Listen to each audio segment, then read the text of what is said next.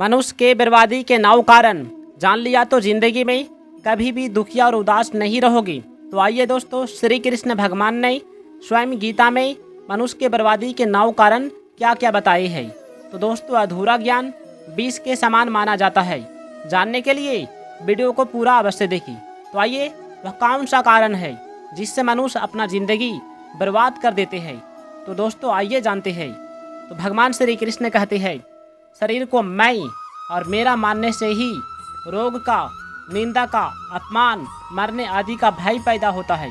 परंतु जब मनुष्य शरीर के साथ मैं और मेरेपन की मान्यता को छोड़ देता है, तब उसमें किसी भी प्रकार का भय नहीं रहता। इतना सोए कि उठने पर निद्रा या आलस्य ना सताए। व्यक्ति को जो सुख प्राप्त होता है, उससे अधिक सुख दिखने पर वह उससे लोभ में आकर विचलित हो जाता है।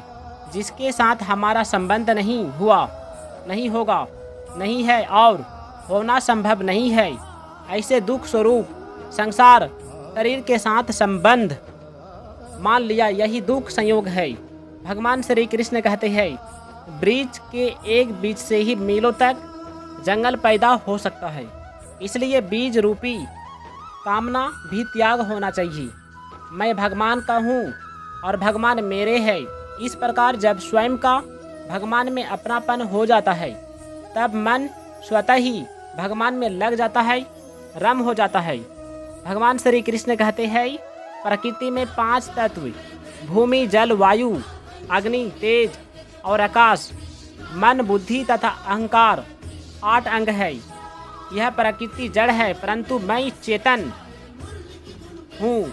जड़ और चेतन दोनों के उचित संयोग से सृष्टि की उत्पत्ति होती है। मैं ही सृष्टि तथा मैं ही प्रलय का कारण हूँ।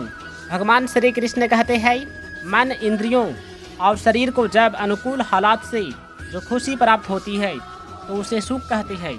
इसके विपरीत प्रतिकूल हालात से जो नाखुशी प्राप्त होती है, उसे दुख कहते हैं।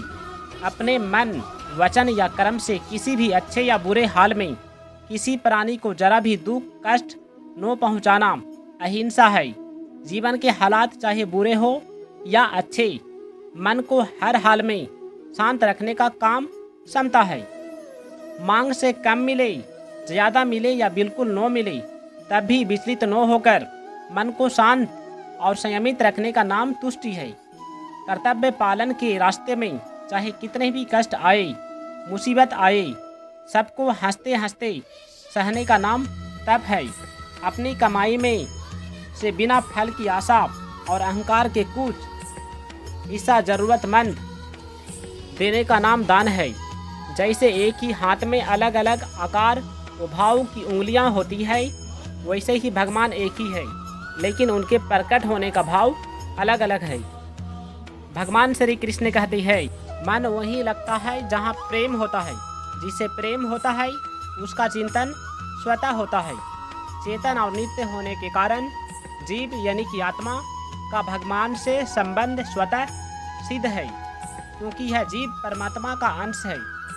जहाँ प्रेम होता है, वह मन तो अवश्य ही लगता है। जहाँ श्रद्धा होती है, वहाँ बुद्धि लगती है। ज्ञान और भक्ति दोनों ही संसार का दुख दूर करने में समान है, परंतु दोनों में ज्ञान के मुकाबले भक्ति की महिमा अधिक है, क्योंकि ज्ञान में तो अखंड रस की प्राप्ति होती है, लेकिन भक्ति में अनंत रस की प्राप्ति होती है, जो निरंतर बढ़ता रहता है। नेत्रों की दृष्टि और शब्द आपस में नहीं टकराते। शरीर से लगाव नहीं रखना चाहिए, समाज से लगाव रखना चाहिए। शरीर से लगाव रखने से अहंकार का भाव बढ़ता है।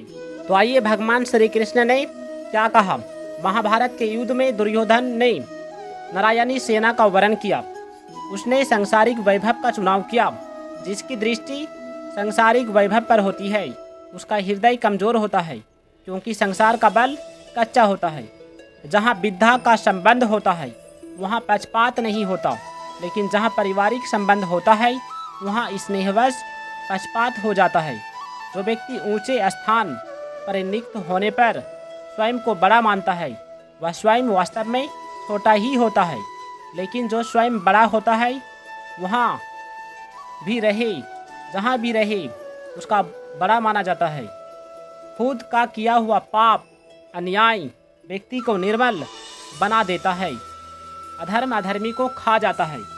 पारिवारिक स्नेह में व्यक्ति अपने कर्तव्य पथ से भटक जाता है और गलत दिशा की ओर मुड़ जाता है। इसे बचते हुए उसे तटस्थ बने रहना चाहिए। भगवान श्री कृष्ण कहते हैं, असत्य द्वारा सत्य की प्राप्ति कभी नहीं होती, बल्कि असत्य के त्याग से ही सत्य की प्राप्ति होती है। जो आपके अपने है, आपके अंदर स्थित है, अभी है, यहाँ है। ऐसे परमात्मा को पाने के लिए शरीर, इंद्रियां, मन और बुद्धि की आवश्यकता नहीं होती, क्योंकि जड़ वस्तुओं से संबंध मानना, उनकी आवश्यकता समझना, उनका सहारा लेना ही खास बंधन होता है। भगवान श्री कृष्ण कहते हैं, भीतरी सुख दुख, बाहरी सुख दुख और मान अपमान में शांत और निर्विकार रहने वाला व्यक्ति ईश्वर के निकट होता है। जो अपने लिए दूसरों की थोड़ी सी भी आवश्यकता नहीं समझता, वही अपने आप से अपने आप पर विजय प्राप्त करता है। आदमी शरीर, इंद्रियां, मन, बुद्धि को अपना समझकर स्वयं को ही उनका स्वामी मानता है, परंतु वास्तव में वह उसका गुलाम हो जाता है, जो उनके एक इशारे पर सारे काम करता है। मनुष्य को सुख और भोगों के लोभ लालच से स्वयं को बचाकर रखना चाहिए। अपने मनुष्य जीवन को सार्थक बनाने के लिए सदैव प्रयत्नशील रहना चाहिए। कामना वाला या इच्छाएं रखने वाला मनुष्य ही मोह में पड़ता है और इसके वशीभूत होकर जीवन मृत्यु के चक्र में घूमता रहता है। जो संसार में ममता, आसक्ति, कामना करेगा, उसे लौटकर संसार में ही आना पड़ेगा। पुनर्जन्म सुखों पर आसक्ति के कारण ही होता है। मनुष्य भोगों में जितना अधिक लीन होता है, उतना ही उनका गुलाम हो जाता है। हर समय भगवान का स्मरण से मनुष्य के मन, बुद्धि भगवान को अर्पित हो जाते हैं। मन बुद्धि से संबंध तोड़ लेने से वे स्वतः भगवान को अर्पित होंगे, क्योंकि वे भगवान की अपरा प्रकृति है। आइए जानते हैं, जो व्यक्ति यह समझ लेता है कि वह परमात्मा का ही अंश होता है तथा नाशवान भोगों में नहीं फंसता, बल्कि भगवान का आश्रय लेकर जीवन मृत्यु के चक्र से छूट जाता है। नाशवान पदार्थों की संग्रह और भोगों में फंसा व्यक्ति परमात्मा के वास्तविक स्वरूप को नहीं जान सकता। न जानने की चाह रखता है, न तो भगवान ने दी है, न प्रकृति ने दी है, न यह किसी कर्म का फल है। काम, क्रोध तथा लोभ तीनों नरक के द्वार है। जीवात्मा इनमें फंसकर बुरे कर्मों में लग जाता है। जितना भी हो सके इन तीनों दुर्गुणों से बचना चाहिए, तभी जिंदगी